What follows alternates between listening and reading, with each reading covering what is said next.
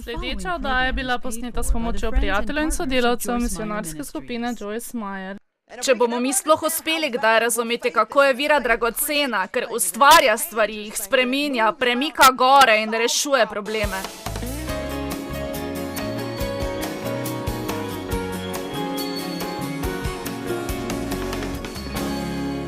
Sveto pismo nam v 12. poglavju pisma Rimljanom govori, da je vsakemu človeku dan delež vere v Boga. In če gremo naprej in to študiramo, Bog daje svoj delež vere za vsakega izmed nas, da lahko storimo v življenju to, za kar smo poklicani. Kajti Jezus ni umrl zato, da bi se mi vsi morali mučiti. On ni umrl zato, da bi mi imeli tako težko in trdo življenje, da bi se samo mučili in bi bili ves čas zagrenjeni. On noče, da bi se le mučili, ko poskušamo, da bi naše krščansko življenje delovalo. Amen. In tako nam je dal vero. Vera je tista beseda, ki jo mi, kristjani, velikokrat uporabljamo in mogoče smo slišali veliko o njej. Veste, tudi danes, ko sem rekla, da bom govorila o veri, nisem dobila takšnega odziva, kot bi ga imela, če bi rekla, da bom govorila o nadzoru svojih čustev. Veste, takrat bi vsi začeli ploskati. Ampak mislim, da mi ne razumemo, ali pa se moramo ponovno naučiti in doumeti, kako pomembna je ta preprosta vera otroškega srca. Da hodimo z Bogom, da imamo mir, pravičnost in veselje. Neverjetno je, koliko problemov rešite v trenutku, ko se odločite zaupati Bogu v vseh stvareh. Vsakdo ima svoj delež. Niti ne poskušajte reči, želim si, da bi imel vero. Vi imate vero. Če ne bi imeli, ne bi prišli danes sem. Vi ste prišli v veri, da bom jaz tukaj. Imeli ste vero, ko ste parkirali svoj avto na parkirišču in ga tam pustili, da bo še tam, ko boste prišli nazaj. Imeli ste vero, da vas bo v dvorani čakal sedež. Imeli ste vero, da se boste veselili predavanja in boste kaj od tega odnesli. Neverjetno je, koliko vere uporabimo prav vsak dan in zakaj imamo takšne težave z vero v Boga, je zelo zanimivo. Vsakič, ko se usedete na stol, imate vero, da vas bo stol držal po konci. Vidite, jaz ne sedim tukaj in sitnarim, upam, da ne bo polom zame. Ne, samo usedem se na stol. Nisem prišla sem na oder in najprej preizkusila stola, če je pripravljen za sedenje. Ne, prišla sem semkaj in imela vero, da če postavim vse stvari na oder, da bodo tam tudi ostale. Vi delujete ves čas v veri. Vsakič, ko stopite v avto, je bolje za vas, če to storite v veri. Vsakič, ko pošljete svoje najstnike v šolo, je bolje za vas, da to storite v veri. Torej, mi imamo vero. Sama sem precej premišljevala o veri zadnjih nekaj mesecev in zares mislim, da je tu nek temeljni trenutek, ko vsak čas moramo to obnoviti in se poglobiti. Pavel je povedal ljudem, da se nikoli ne utrudi povedati jim ene in iste stvari znova in znova, da vžge v njih vero in jih v njej opogumi. Torej, če bi danes pristopila, če bi danes prišla in rekla, koliko izmed vas je zmedenih, potem bi na stotine, če ne 1000 rok bilo v zraku. In potem bi vam rekla, če ste zmedeni, ne morete delovati v veri. Vsaj ne v tej stvari, v katero dvomite. Ker v trenutku, ko popolnoma zaupate Bogu, vsaka zmedenost izgine. Ko zaupate Bogu, vam ni treba nič več raziskati in v trenutku, ko ne iščete več razlage, niste več zmedeni.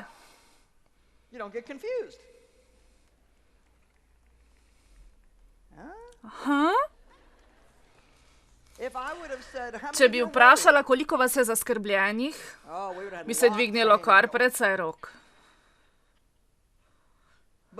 Vendar, če nas je strah, če smo zaskrbljeni, potem očitno nismo v veri.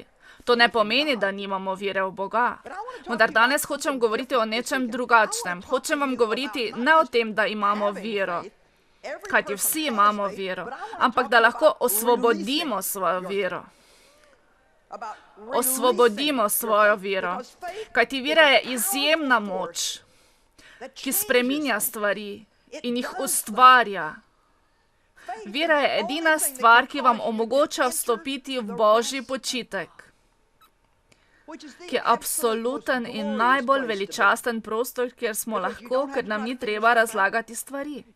Ni vam potrebno spremeniti stvari, ki ste jih že milijonkrat poskušali spremeniti in bolj, ko ste poskušali, bolj ste bili zagrenjeni. Kajti vi lahko končno rečete, Bog, to zaupam tebi in če ti tega ne boš spremenil, potem verjetno tega sploh ni treba spremeniti. Koliko let sem bila zagrenjena, ko sem poskušala spremeniti svojega moža, otroke, sosede in samo sebe, ter sem neprenehoma delala na spreminjanju. Kakšno olajšanje sem doživela, ko sem gotovila, da samo Bog lahko spreminja ljudi. In da meni ni potrebno delati na kom drugem, ker imam sama dovolj svojih problemov, da lahko na njih delam. Amen.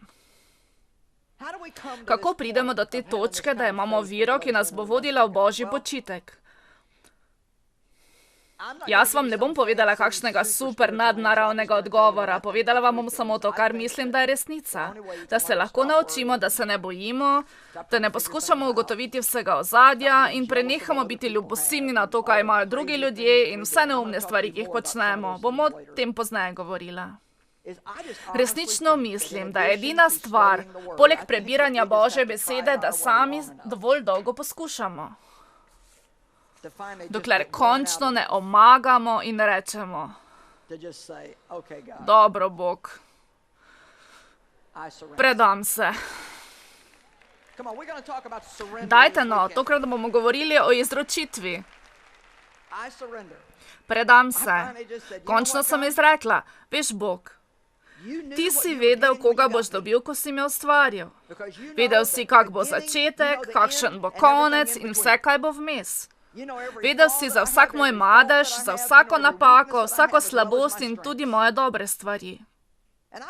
Samo odločila sem se, da se bom nehala opravičevati zase 25krat na dan in sem samo rekla Bogu.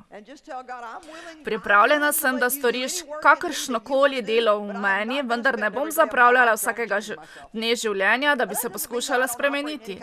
Sedaj to ne pomeni, da se ne prizadevam za redoljubnost in samokontrolo, vendar zares vam pravim po resnici, da je Božja beseda tista, ki nas spreminja in za vas bi bilo mnogo bolje, namesto da poskušate spremeniti sami sebe, da študirate Božjo besedo in zaupate Bogu, da vas bo On spremenil.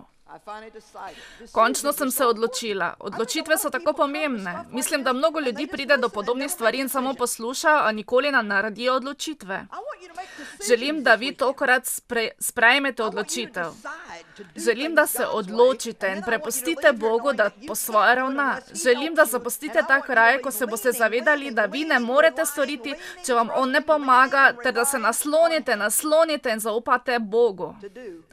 Bodite odvisni od njega, ker lahko samo on stori to, kar lahko on stori. Vidite, ko sedim na tem stolu, se samo naslonim nanj. O, slava ti, Bog. Tako čudovito. Nekaj časa bi lahko celo od tukaj pridigala. Mislim, to je patetičen primer. Vendar je majhen primer, kako se nasloniti na Boga. Veste, ko se nanj naslonite, se sami osvobodite bremena. Sama bi dodala, brez da se naučimo nasloniti se na Boga, ne bomo imeli nobene zmage v svojem življenju. Napotimo se k Marku 11:22. Markov evangelij 11:22. Sedaj ste pripravljeni na majhno potovanje v veri. Koliko izmed vas reče, jaz sem človek vere? Ja, hodim v cerkev, imam knjige o veri doma. Da. No, zakaj pa vas starajo skrbi? Zakaj ste zmedeni? Zakaj ste ljubosumni? Zakaj ste razočarani? Zato vidite, ker lahko nekaj imamo, vendar tega ne uporabimo v dobro. Veste, Bog se me je dotaknil, mislim, da je bilo enkrat v decembru, ko se je dotaknil darovanja. Rekel je, imaš navado dajati, to mi je postavil v srce. Ti imaš navado darovati. Koliko izmed vas ve, da darovanje dobra navada? Vendar poslušajte, kaj mi je položil v srce. Pridobila si navado darovanja, vendar pri tem ne osvobodiš svoje vire. To stori.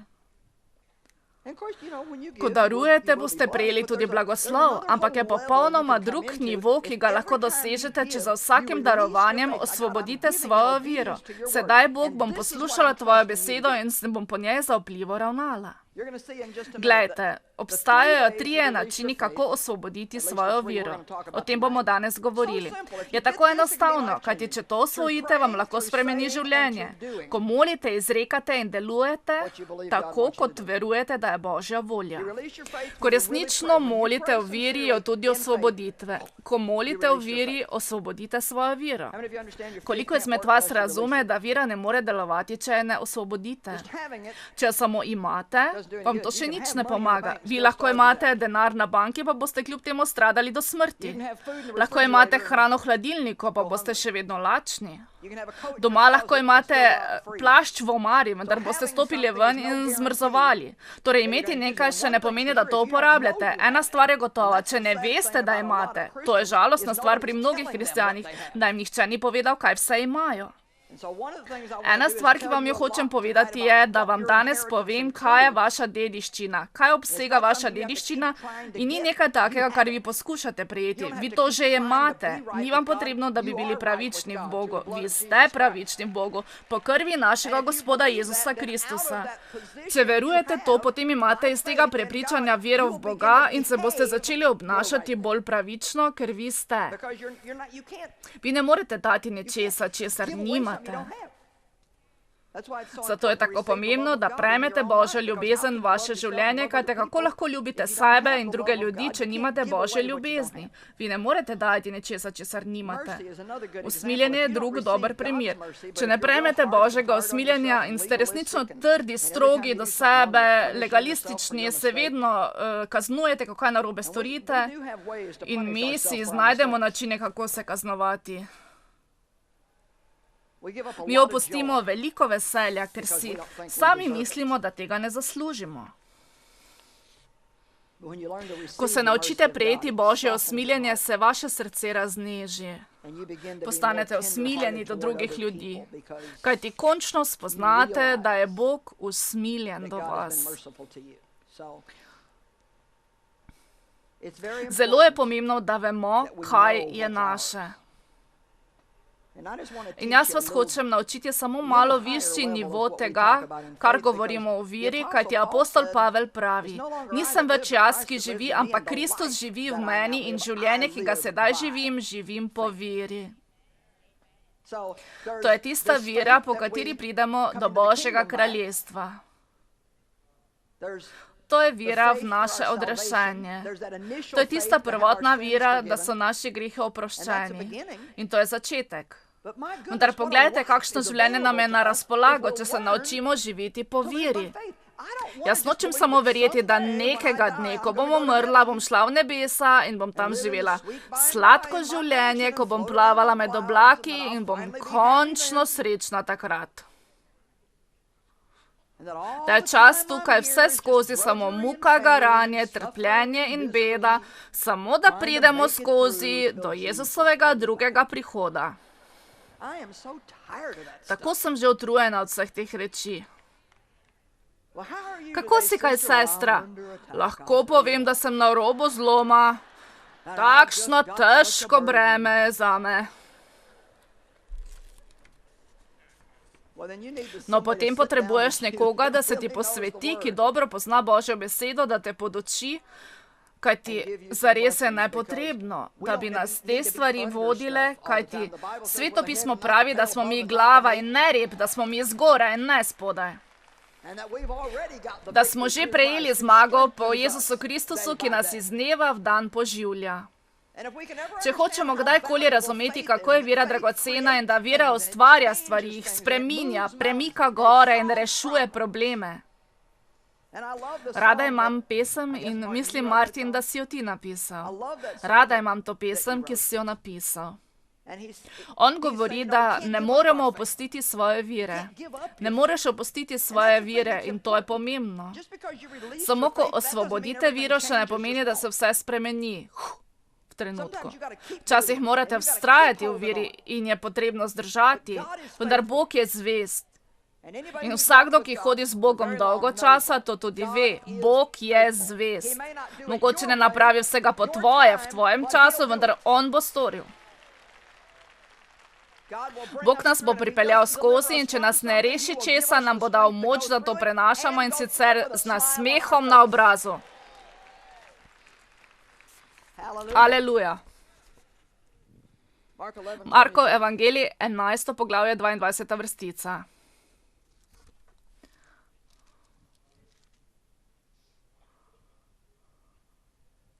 In Jezus jim je odgovoril, imejte vero v Boga in to neprestano.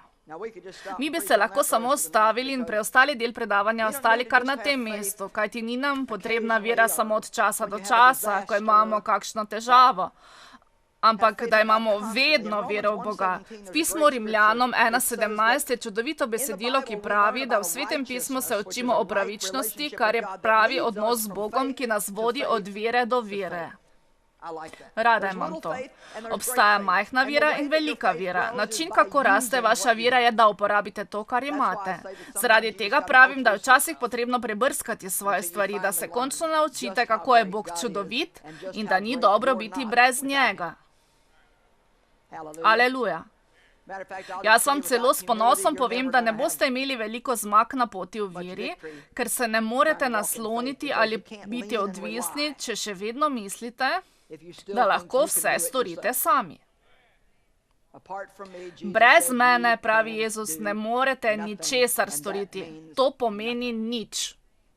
Amen.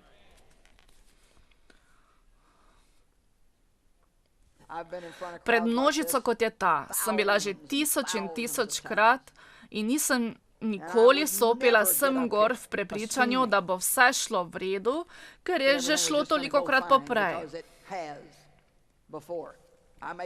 Bogu zelo jasno povem, da vem, da je to zame priložnost, ki mi jo on daje in da bi jo lahko dal komu drugemu.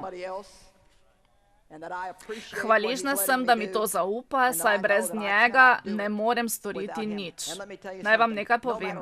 Ni važno, kakšno je vaše delo. Ni nujno, da je predavanje za pultom, pa tudi če čistite stranišča za preživetje, se morate nasloniti na Boga, da ste zmožni očistiti prav in biti pri tem srečni. Vedno imejte vero v Boga. Resnično vam povem, kdor bo rekel tej gori, kdor bo rekel tej gori, nekdo misli o tej gori, ali gleda na to goro, ali se pritožuje o tej gori, ali pa govori o njej. Vendar kdor reče tej gori, vzdigni se in vrzi v morje in v svojem srcu ne bo dvomil, temveč veroval, da se bo zgodilo, kar pravi, se mu bo zgodilo. Zato vam pravim, za vse, kar molite in prosite, verujte, da ste že prejeli in se vam bo zgodilo. Zaupajte in bodite trdni, da prejmete. V Božji ekonomiji morate verjeti, preden prejmete. Vi ne verujete tedaj, ko ste že prejeli. To ne zahteva nobene vere. Nihče izmed vas ne rabi verjeti za sedež, ker ga je že dobil. Ni vam treba verjeti, da bom tukaj, ker sem že tukaj. Enkrat, ko nekaj dobimo, nam ni treba več verovati. Vendar je neko obdobje, ko bomo za nekaj prosili, osvobodili svojo vero, molili, kar je del osvoboditve vere. Na to moramo izrekati to, kar verujemo, da Bog dela. Ne da bi prosili in govorili, kakor da nikoli ne bomo prejeli. Amen. Kako bi vam bilo všeč, če bi rekli svojemu otroku, ko pride k vam in reče, mama, potrebujem nove čevlje, in vi odgovorite, dobro, kmalu te bom odpeljala in bova izbrala čevlje. Niste povedali, kdaj se bo to zgodilo. Vi samo pričakujete, da vam zaupa, da ko bo primeren čas, ga boste peljali in izbrali čevlje. Kako bi vam bilo všeč, če bi naslednja 2 tedna hodil okrog in neprestano govoril, nikoli ne dobim novih čevljev, mislim, da bom boz za preostanek življenja, vem, da nikoli ne bom dobil čevljev. Rad bi imel nove čevlje, nikoli nimam čevlje, kakor vsi drugi. Kako je mogoče, da mi razumemo to s svojimi otroci, vendar pa ne razumemo v odnosu z Bogom? Povejte mu, kaj rabite, in je še bolje, če podprete s svetopisemskimi teksti, če ga poznate dovolj, kaj ti Božja beseda pravi. In če nimate nič primernega, samo recite, tvoja beseda pravi, da lahko prosim za to, kar potrebujem, in ti mi boš to naklonil. Nato nadaljujte govoriti, da veste, da je že na poti.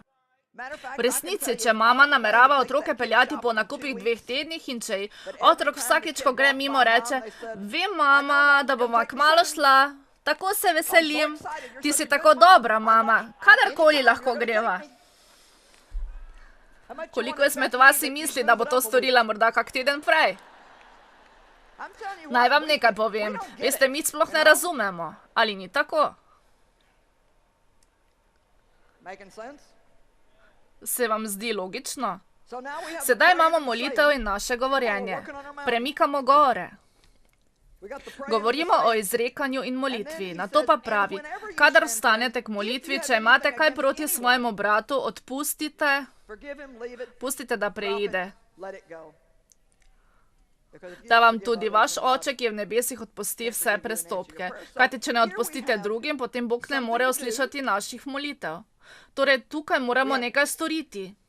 Na razpolago imamo molitev, izrekanje in prevzeti delovanje v pokorščini, ki nam jo nalaga Bog.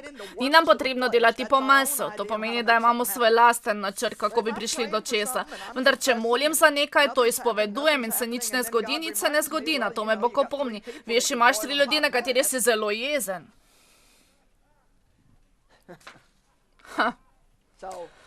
Torej, pojdi, spravi se z njimi. Svetopismo pravi, da ko prineseš dar k oltarju in se spomniš, ko poskušaš darovati, da če ima tvoj brat kaj zoper tebe, niti ni potrebno, da bi bil ti jezen nanje. Bog je tako velik v delu za mir, da pravi, ti se spravi z njimi. No, ampak sedaj čakaj. Vidite, stvar je ta, da kjer je mir, tam je tudi blagoslov. Kjer je mir in enotnost, tam je blagoslov, Božja moč je tam. Tako moramo mi storiti vse, da smo v miru z drugimi, da delamo za mir, kajti ti so Božji sinovi. Rekli boste, to ni fair, to ne šteje, lahko storite v veri. Bog ti si rekel, naj to storim in to bom storil. Do tod bi vsi mi morali priti ta vikend. Tako pravi Božja beseda, ni pomembno, kako se počutim, ni važno, kako izgleda, prav je, da to storim. Tvoja beseda je mogočnejša kot karkoli sam mislim, čutim, vidim, ne vidim ali karkoli drugega. Tako mi osvobodimo svojo vero po molitvi, ko izrekamo in storimo to, kar nam je Bog naročil.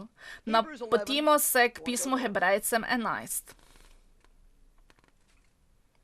Koliko izmed vas lahko reče, da to potrebujete že danes?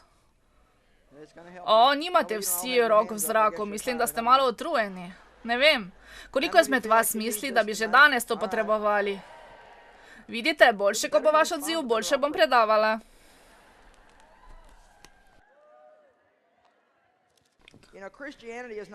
Veste, krščanstvo ni pasivna religija.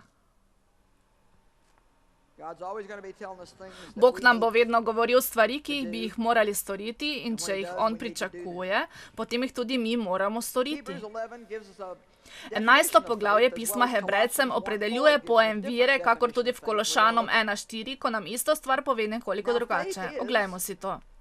Vera je prepričanje, potrditev in zagotovilo stvari, v katere upamo, zagotovilo tega, česar ne vidimo, in prepričanje v stvarnost, ki jo po veri prejmemo kako resnično dejstvo in se nam še ni razodela po naših čutilih.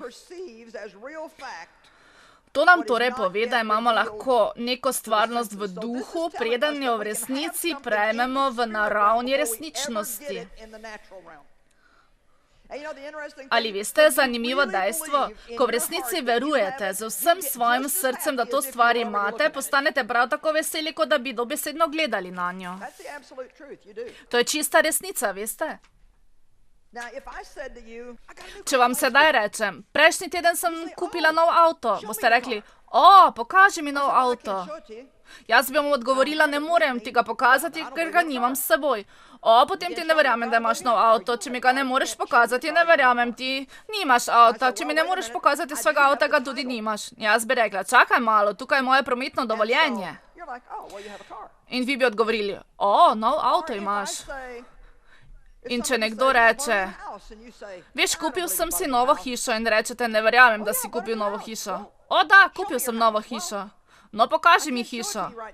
Ne morem ti je pokazati prav sedaj, ker ni tukaj, vendar imam novo hišo. O, ne verjamem ti, da imaš novo hišo. Tukaj je prepis hiše, imam hišo. In vi bi rekli, a res, ti imaš novo hišo? Po teh dejanskih primerih nam Svetopismo pravi, kaj je vera.